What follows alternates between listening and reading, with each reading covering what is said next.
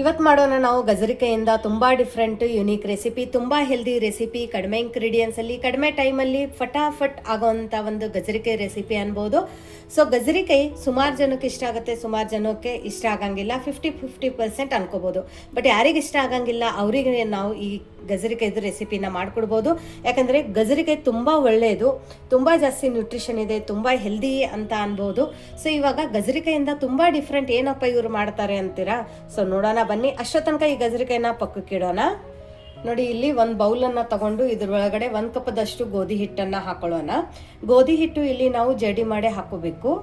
ಇವಾಗ 1 ಕಪ್ ಗೋಧಿ ಹಿಟ್ಟಕ್ಕೆ ಇಲ್ಲಿ ನಾನು 1/4 ಕಪ್ದಷ್ಟು ಚಿರೋಟಿ ರವೆ ಹಾಕೋತಾ ಇದ್ದೀನಿ. 0 ಸೈಜ್ ರವೆ. ಇದು ತುಂಬ ಇಂಪಾರ್ಟೆಂಟ್ ಇದೆ. ನಾವು ರವೆ ತಿನ್ನಂಗಿಲ್ಲ ಅಂದರೆ ಸ್ಕಿಪ್ ಮಾಡ್ಕೋಬೋದು. ಬಟ್ ರವೆ ಹಾಕೊಳ್ಳೋದ್ರಿಂದ ಇದಕ್ಕೆ ಚೆನ್ನಾಗಿ ಬೈಂಡಿಂಗ್ ಬರುತ್ತೆ, ಟೆಕ್ಸ್ಚರ್ ಬರುತ್ತೆ. ಆಮೇಲೆ ರುಚಿಗೆ ತಕ್ಕಷ್ಟು ಉಪ್ಪು ಹಾಕೊಳ್ಳೋಣ. ಹಿಟ್ಟಿಗೆ ಎಷ್ಟು ಬೇಕೋ ಅಷ್ಟೇ ಹಾಕೊಳ್ಳೋಣ. ಆಮೇಲೆ ಒಂದು ಸರ್ತಿ ಇದನ್ನು ಮಿಕ್ಸ್ ಮಾಡ್ಕೊಳ್ಳೋಣ. ಇನ್ನೊಂದು ಏನಂದರೆ, ರವೆ ಹಾಕಿ ನಾವು ಈ ಥರ ಗೋಧಿ ಹಿಟ್ಟು ಕಲಿಸ್ಬೇಕಾದ್ರೆ ಗಂಟಾಗಂಗಿಲ್ಲ. ಹಾಗಾಗಿಬಿಟ್ಟು ಒಂದು ಸ್ವಲ್ಪ ರವೆನ ಹಾಕಿಬಿಟ್ಟು ಇಲ್ಲಿ ನೀವು ಹಿಟ್ಟನ್ನು ಕಲಿಸ್ಕೊಳ್ಳಿ.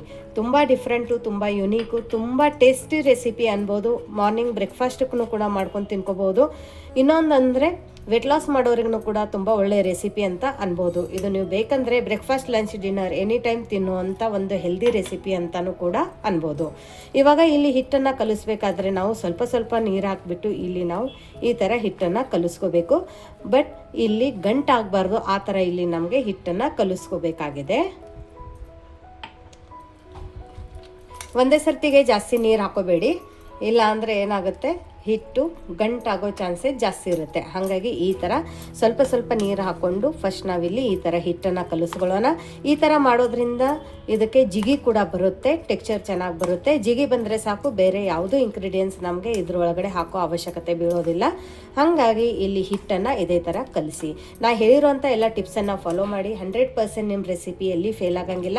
ಮತ್ತು 100% ಹೇಳ್ತೀನಿ, ಮನೆಯಲ್ಲಿ ಎಲ್ಲರೂ ಇಷ್ಟಪಡ್ತಾರೆ, ಅಷ್ಟೇ ಚೆನ್ನಾಗಿ ರುಚಿ ಕೂಡ ಇರುತ್ತೆ. ಸೊ ನಿಮಗೆ ವಿಶ್ವಲ್ ಅಡುಗೆ ಮನೆಯಲ್ಲಿ ಹೊಸ ರುಚಿ, ಹೊಸ ಅಡುಗೆ ರೆಸಿಪೀಸ್ಗಳು ಹೇಗೆ ಅನಿಸುತ್ತೆ, ಸಿಂಪಲ್ ರೆಸಿಪಿಗಳು, ದಿಢೀರಂತ ಮಾಡ್ಕೊಳ್ಳೋಂಥ ರೆಸಿಪಿಗಳು, ಮನೇಲಿ ಇರೋಂಥನೇ ಇಂಗ್ರೀಡಿಯೆಂಟ್ಸನ್ನು ಹಾಕಿಬಿಟ್ಟು ನಾವು ಇಲ್ಲಿ ರೆಸಿಪಿನ ತೋರಿಸ್ತಾ ಇರ್ತೀವಿ. ನಿಮಗೆ ನಮ್ಮ ವಿಶ್ವಲ್ ಅಡುಗೆ ಮನೆ ರೆಸಿಪಿಗಳು, ಅಡುಗೆಗಳು ಹೇಗೆ ಅನಿಸುತ್ತೆ ಅಂತ ಕಮೆಂಟ್ ಮೂಲಕ ತಿಳಿಸೋದನ್ನು ಮರಿಬೇಡಿ. ಮತ್ತು ನೀವು ನಮ್ಮದು ಎಷ್ಟು ಅಡುಗೆಗಳನ್ನ ಟ್ರೈ ಮಾಡಿದ್ದೀರಾ, ಯಾವ ಥರ ಬಂದಿದೆ ಅಂತಲೂ ಕೂಡ ಕಮೆಂಟ್ ಮೂಲಕ ತಿಳಿಸೋದನ್ನು ಮರಿಬೇಡಿ. ನೋಡಿ, ಈ ಥರ ಸ್ವಲ್ಪ ನೀರು ಹಾಕ್ಕೊಂಡು ಇಲ್ಲಿ ನಾವು ಈ ಥರ ಹಿಟ್ಟನ್ನು ಕಲಿಸ್ಕೋಬೇಕು. ಇಲ್ಲಿ ಗೋಧಿ ಹಿಟ್ಟು ನಮಗೆ ಲೂಸ್ ಆಗಿನೇ ಇಡಬೇಕಾಗಿದೆ, ಅಂದರೆ ತಿಳುವಾಗಿನೇ ಇಡಬೇಕು, ಗಟ್ಟಿ ಇರಬಾರ್ದು.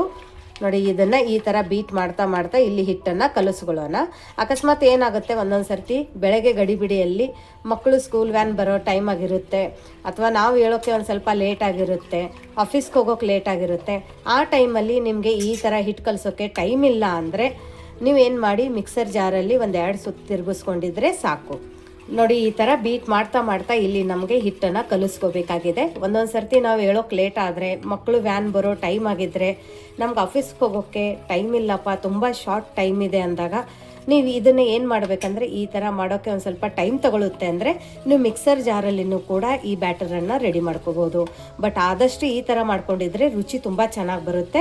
ಮಿಕ್ಸರಲ್ಲಿ ಮಾಡ್ಕೊಂಡೋದಕ್ಕೂ ಮತ್ತು ಈ ಥರ ಮಾಡ್ಕೊಂಡೋದಕ್ಕೂ ತುಂಬ ಟೇಸ್ಟಲ್ಲಿ ಸ್ವಲ್ಪ ಡಿಫ್ರೆನ್ಸ್ ಬರುತ್ತೆ.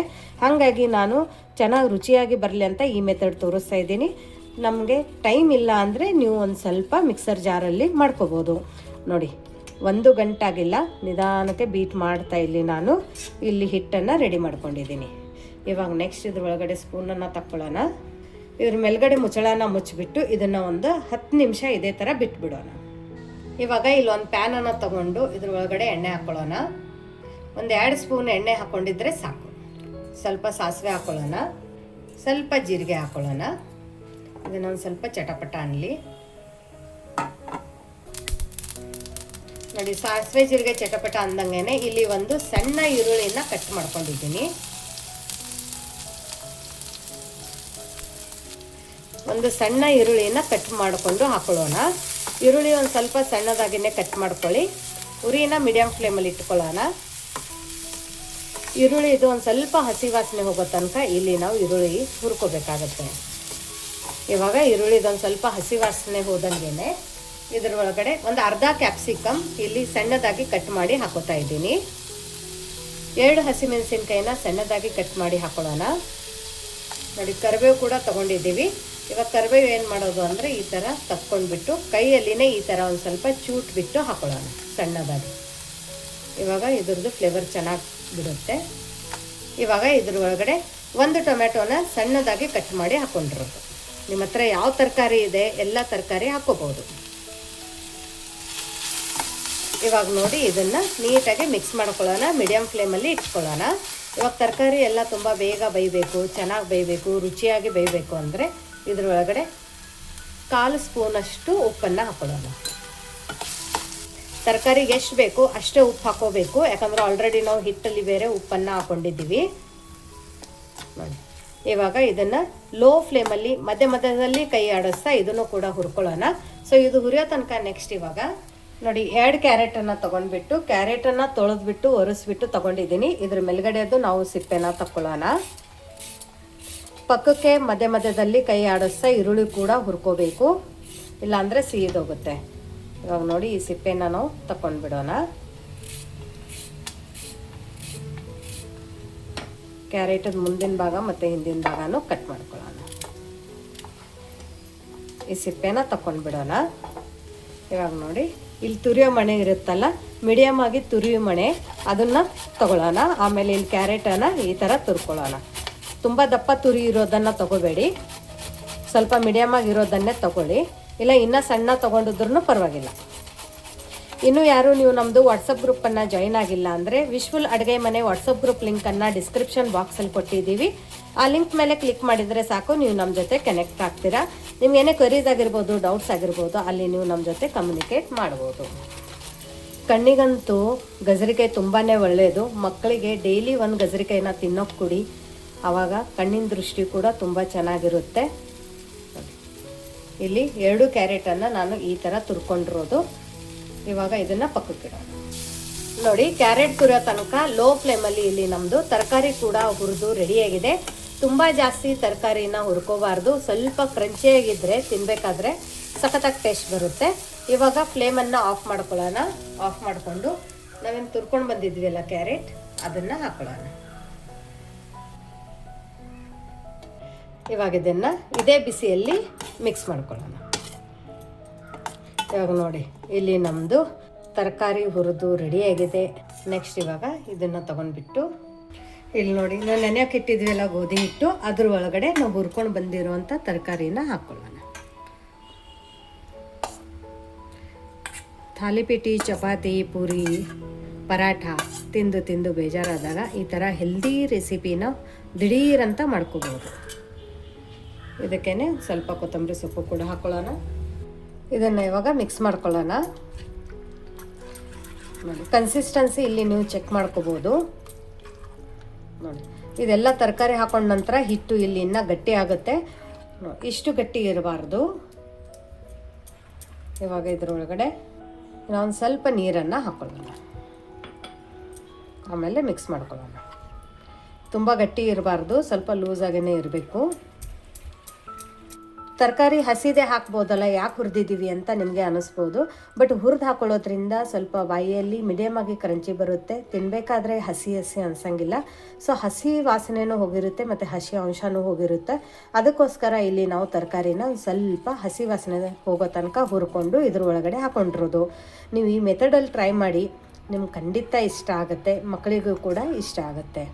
ನೋಡಿ ನಾನು ಸ್ವಲ್ಪ ಹಾಕೊಳ್ಳೋಣ ನೀರು, ಇನ್ನೂ ಗಟ್ಟಿನೇ ಅನ್ನಿಸ್ತಾ ಇದೆ. ಒಂದೇ ಸರ್ತಿಗೆ ಜಾಸ್ತಿ ನೀರನ್ನು ಹಾಕೋಬೇಡಿ, ತುಂಬ ಲೂಸು ಆಗಬಾರ್ದು. ನೀವು ಬೇಕಂದರೆ ಇವಾಗ ರುಚಿ ನೋಡ್ಬೋದು. ಉಪ್ಪು ಎಲ್ಲ ಕರೆಕ್ಟಾಗಿದೆ, ನಾನು ಹಾಕೋತಾ ಇಲ್ಲ. ನೀವು ಬೇಕಂದರೆ ಉಪ್ಪು ಹಾಕೋಬೋದು. ಕೆಂಪು ಖಾರದ ಪುಡಿ ಬೇಕಂದ್ರೂ ಕೂಡ ಹಾಕೋಬೋದು. ಇಲ್ಲಿ ನಮ್ಮದು ಬ್ಯಾಟರ್ ರೆಡಿಯಾಗಿದೆ. ಇಲ್ಲಿ ನೋಡಿ ತವೆ ಬಿಸಿ ಮಾಡ್ಕೊಳ್ಳೋಕೆ ಇಟ್ಕೊಂಡಿದ್ದೆ. ಇವಾಗ ಇದ್ರ ಒಳಗಡೆ ಒಂದು ಸ್ವಲ್ಪ ಎಣ್ಣೆ ಹಾಕೊಳ್ಳೋಣ. ನಮಗೆ ಎಣ್ಣೆ ಬೇಡ, ವೆಯ್ಟ್ ಲಾಸಿಂಗ್ ಮಾಡ್ಕೋತೀವಿ ಅಂದರೆ ನೀವು ನಾನ್ ಸ್ಟಿಕ್ ಪ್ಯಾನಲ್ಲಿ ಕೂಡ ಮಾಡ್ಕೋಬೋದು. ಇದನ್ನು ನಿಧಾನಕ್ಕೆ ಸ್ಪ್ರೆಡ್ ಮಾಡ್ಕೊಳ್ಳೋಣ. ಇದು ತುಂಬ ಜಾಸ್ತಿ ಸ್ಪ್ರೆಡ್ ಆಗಂಗಿಲ್ಲ.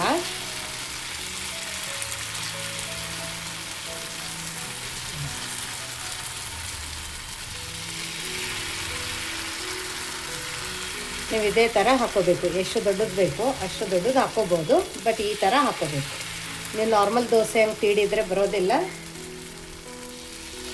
ಸೋಡಾ ಏನೋ ಮೊಸರು ಏನೂ ಬೇಕಾಗಿಲ್ಲ. ಇವಾಗ ಸ್ವಲ್ಪ ಲೋ ಟು ಮೀಡಿಯಮ್ ಫ್ಲೇಮಲ್ಲಿ ಇಟ್ಕೊಂಡು ಇದನ್ನು ಬೇಯಿಸ್ಕೋಬೇಕು. ಸ್ವಲ್ಪ ಇದಕ್ಕೆ ನೀವು ಬೇಕಂದರೆ ಎಣ್ಣೆ ತುಪ್ಪ ಹಾಕ್ಕೋಬೋದು. ಇವಾಗ ನೋಡಿ ಮೇಲ್ಗಡೆ ಕಲರ್ ಎಲ್ಲ ಚೇಂಜ್ ಆಗಿದೆ. ಮೇಲ್ಗಡೆ ಮುಚ್ಚೋದೇನು ಬೇಕಾಗಿಲ್ಲ. ಇವಾಗ ತಿರುಗಿಸ್ಕೊಳ್ಳೋಣ. ವಾವ್, ನೋಡಿ ಇಲ್ಲಿ ನಮ್ಮದು ಗೋಧಿ ಹಿಟ್ಟಿಂದು ಉತ್ತಪ್ಪ ರೆಡಿಯಾಗಿದೆ. ಎರಡೂ ಮೈ ತುಂಬ ಚೆನ್ನಾಗಿ ಬೇಯ್ದಿದೆ. ಇದನ್ನು ತಕ್ಕೊಳ್ಳೋಣ.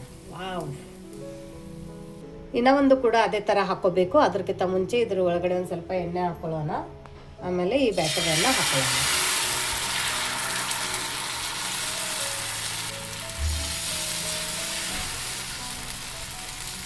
ನೋಡಿ ಬ್ಯಾಟರ್ ಇದೇ ಥರ ಹಾಕ್ಕೋಬೇಕು. ಬೇಕಂದರೆ ಒಂದು ಸ್ವಲ್ಪ ಎಣ್ಣೆ ತುಪ್ಪ ಹಾಕ್ಕೋಬೋದು. ಇವಾಗ ಮೀಡಿಯಮ್ ಫ್ಲೇಮಲ್ಲಿ ಇದನ್ನು ಕೂಡ ಬೇಯಿಸ್ಕೊಳ್ಳೋಣ. ಇವಾಗ ನೋಡಿ ಮೇಲ್ಗಡೆದು ಕೂಡ ಇವಾಗ ಕಲರ್ ಚೇಂಜ್ ಆಗಿದೆ. ಈ ಟೈಮಲ್ಲಿ ಇದನ್ನು ತಿರುಗಿಸ್ಕೊಳ್ಳೋಣ. ಪರ್ಫೆಕ್ಟ್. ನೋಡಿ ಇದು ಕೂಡ ಬೈದಿದೆ. ಇದನ್ನು ಕೂಡ ಇವಾಗ ನಾವು ತಕ್ಕೊಳ್ಳೋಣ. ವಾವ್, ಇಲ್ಲಿ ನೋಡಿ ಬಿಸಿ ಬಿಸಿ ಫುಲ್ ತರಕಾರಿ ಹಾಕಿ ಮಾಡಿಕೊಂಡ್ರು ಅಂತ ತುಂಬ ಹೆಲ್ದಿ ಗೋಧಿ ಹಿಟ್ಟಿಂದು ಉತ್ತಪ್ಪ ರೆಡಿಯಾಗಿದೆ. ಮೊಸರು ಸೋಡಾ ಏನೋ ಯಾವುದೋ ಹಾಕದೇನೋ ಕೂಡ ಇಷ್ಟು ಪರ್ಫೆಕ್ಟಾಗಿ ಬಂದಿದೆ. ಇಲ್ಲಿ ನೋಡಿ ಮೇಲ್ಗಡೆದು ಏನು ತೂತ ಬಂದಿದೆ ಅಲ್ಲ, ಮತ್ತು ಈ ಟೆಕ್ಸ್ಚರು ಈ ಕಲರ್ ನೋಡಿದರೆ ನಿಮ್ಮ ರೆಸಿಪಿ ಪರ್ಫೆಕ್ಟಾಗಿಯೇ ಬಂದಿದೆ ಅಂತ. ಇವಾಗ ಇದನ್ನು ಟೇಸ್ಟ್ ಮಾಡೋಣ. ಇದನ್ನು ನೀವು ಬೇಕಂದರೆ ಇದೇ ಥರ ಕೂಡ ತಿನ್ಕೋಬೋದು.